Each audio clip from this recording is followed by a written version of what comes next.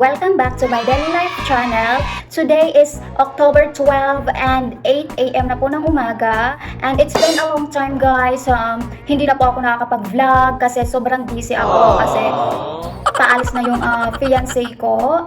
Galing siya kanina sa Red Cross para kunin yung result niya. And aalis na siya on Wednesday. Isa na naman ako guys. So whatever. Before we start guys, gusto ko lang i-shout out si Bench Official TV.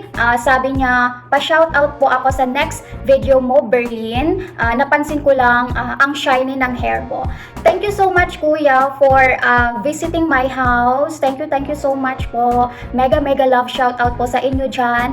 Keep safe and ingat po kayo lagi. And gusto ko lang din i-shout out sa kaklase ko na si Tyrone Canlas. Lagi siyang nanonood sa video ko. Maraming salamat girl. Miss you so much and congratulations to you sa academic award natin. So, yun guys. So today guys, I am going to SM Clark para mag-shopping ng feminine stuff kasi nauubusan na ako and out of stock na ako sa mga feminine stuff dito sa bahay. And bibili na ako mamaya ng pang-dinner namin. Nag-request kasi yung fiancé ko ng pansit bihon. So, mag-shopping tayo today. See you guys in SM Clark! So ito guys, yung outfit ko for today.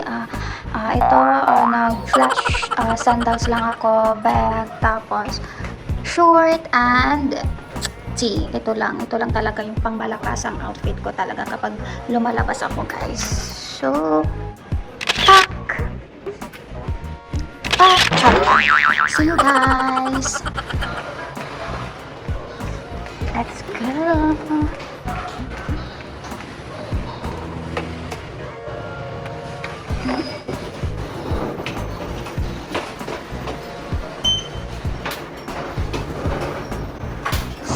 Guys, hindi ko muna sinuot yung face shield kasi hindi ako makahinga.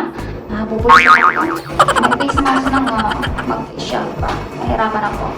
Huminga kaya later ko na siya suotin kapag nandun ako sa SM. Okay.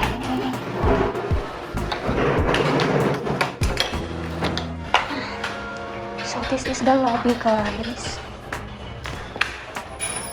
And patayin ko na.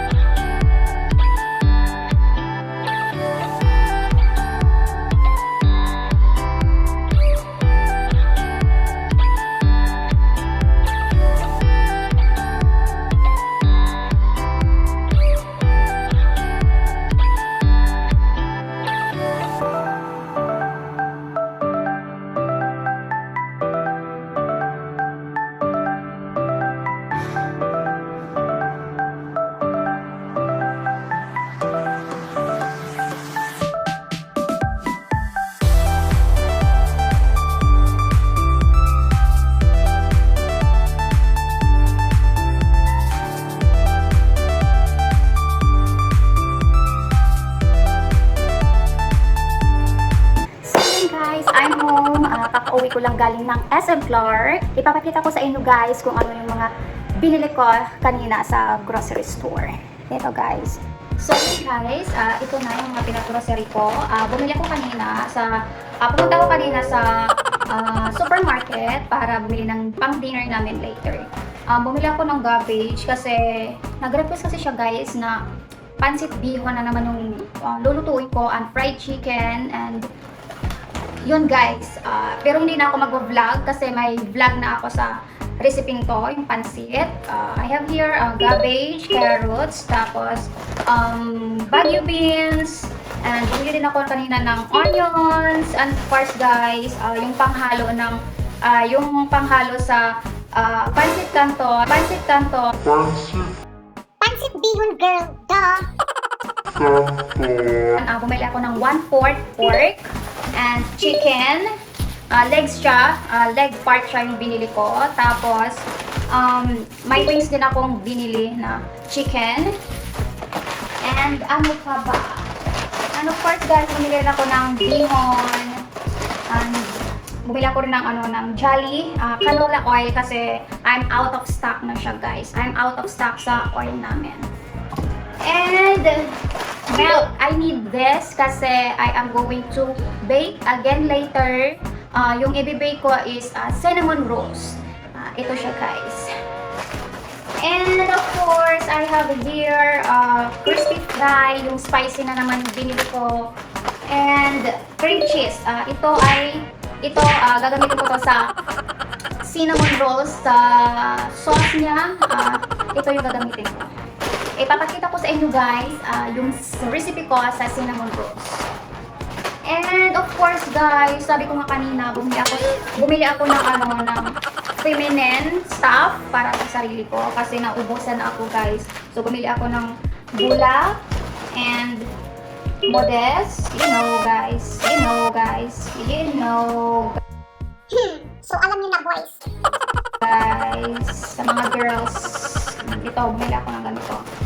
So panty liner, dalawa yung binili ko, and of course, syempre, alagang silka guys yung katawan ko guys. Charot. Ito lagi yung binibili ko kasi every time na gumagamit ako ng ibang brand na sabon, nag-irritate din yung skin ko. And ito yung trinay ko and hindi naman nag-irritate yung skin ko. And guess what guys? Nawala yung mga peklat ko dito. Nung peklat ng mga allergy ko guys, nawala dito. Simula nung ginamit ko to. So, nung parang napansin ko, parang nawawala yung mga peklat ko. Ito na yung lagi kong binibili sa Watson or any ano tawag naman? Bilihan ng mga sabon. And of course guys, bumili din ako ng lip tint kasi alam nyo na guys, nawawala na kasi ako ng lip tint, mga lipstick. Kasi it's been a long time, hindi na ako nag-shopping sa mga cosmetic like lipstick. Actually guys, lipstick lang talaga yung sina-shopping ko. Lipstick or eyebrows, yun lang. Hindi ako gumagamit ng mga mascara, foundation, or face powder kasi nga allergy nga ako sa mga cosmetic guys. And of course, kaya shining buhok ko. Nag-promote. Kaya shiny yung buhok ko is ito yung lagi kong ginagamit na shampoo. Dove talaga guys. And gumagamit ako lagi din ng cream silk. Hindi talaga kumpleto yung pagdiligo ko kung walang cream silk guys. Nairita talaga ako. Ang arte mo girl, hindi ka maganda. Pag walang cream silk. Yung parang hindi kumpleto, yung parang ruin yung day mo. Pag wala akong pag hindi ako naggagamit ng cream silk. Kaya, since may stock pa naman akong cream silk, so shampoo na lang muna. So, yun lang guys, yung mga pinag-grocery ko. A little stuff lang to. Kasi since aalis naman na yung fiancé ko, ayaw ko rin mag-stock ng mga food. Kasi masasayang lang siya guys. Kaya, ito na lang muna, yung pang day, yung pang 2 araw lang na pagkain namin. So, see you later guys. Ipapakita ko rin sa inyo yung mga recipe ko for cinnamon rolls. See you! A few moments later. So yun guys, let's start to bake cinnamon rolls. And before we start guys, I am going to introduce my ingredients. So yung gagawin ko today is yung old version ng cinnamon rolls ko. First, I have here white sugar and milk, tapos flour, and I have here also castor sugar para sa gagamitin ko to para sa sauce na gagawin ko. And I have here yeast para pampaalsa ng dough natin. Tapos baking soda, and meron din ako dito baking powder. And of course guys, lahat I'm not sure guys lahat ng binibake, kadalasan gumagamit talaga ng vanilla. Meron ako dito, pampabango din to siya guys. And of course guys, meron ako dito cream cheese.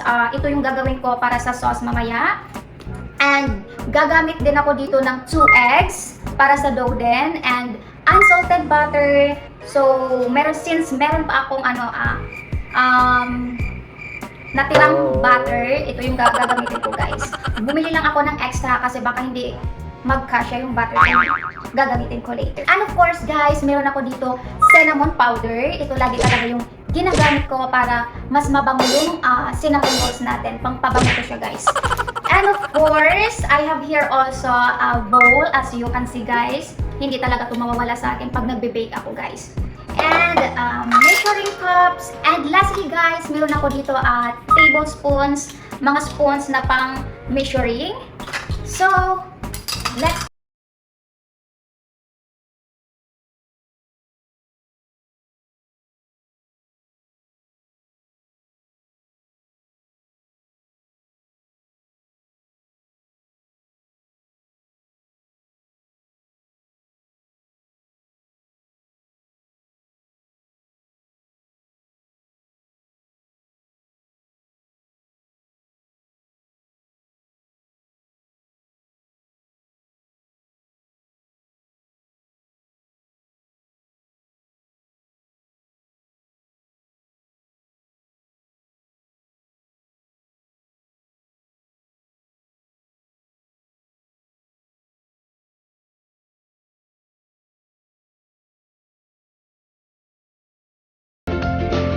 One hour later. So yun guys, nakalipas na yung 1 hour and let's massage na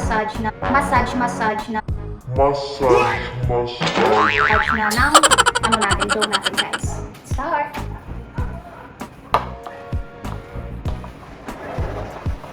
Hi. Nandito siya again.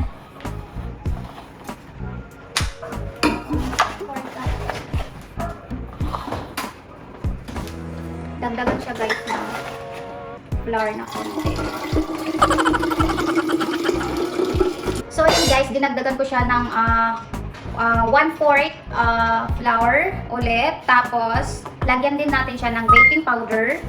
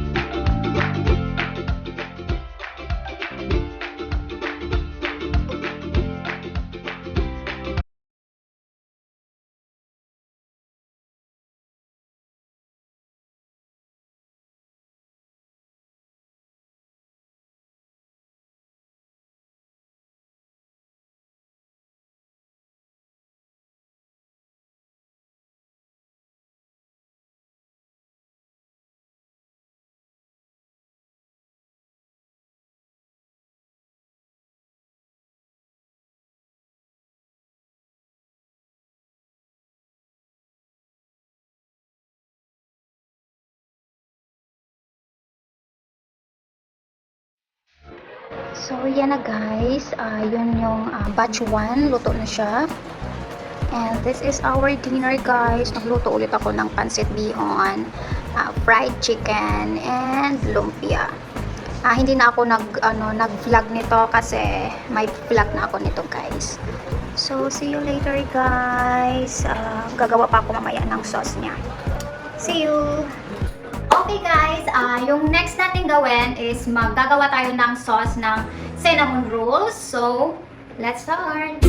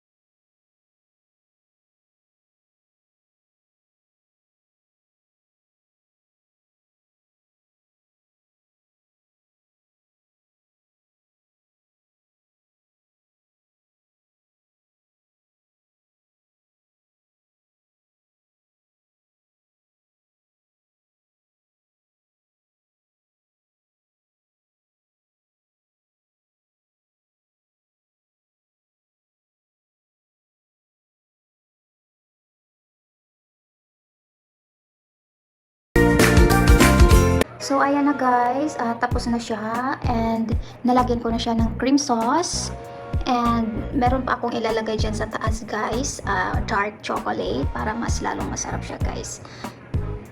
Nagpatunaw na ako ng chocolate para ilagay ko mamaya. Wait lang guys.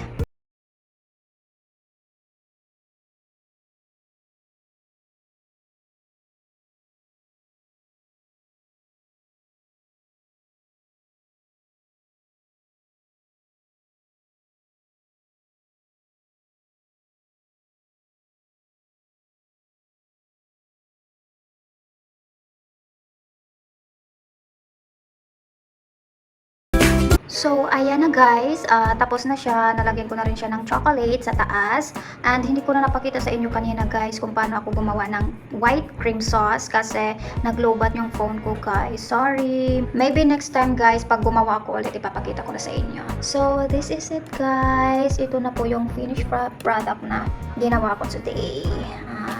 Look at that guys, yummy.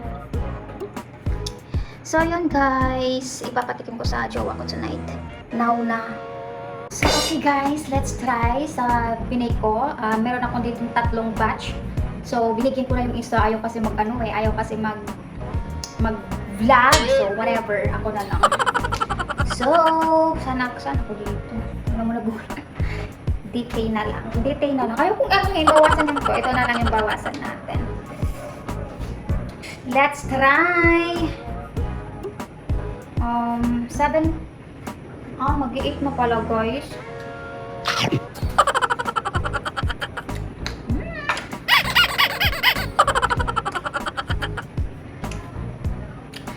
Sarap siya. Perfect.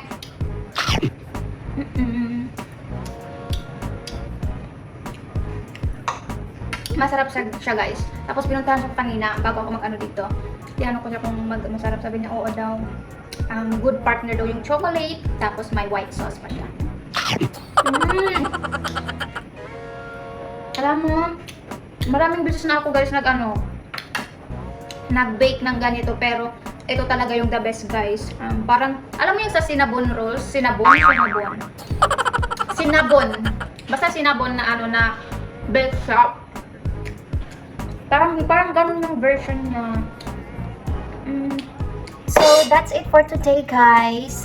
Sobrang sarap yung cinnamon rolls na ginawa ko and nagustuhan din ng fiancé ko guys. So, thank you so much guys for watching. Don't forget to like my video, share my video, and of course guys, don't forget to subscribe my channels. Thank you so much guys. Bye. Good night.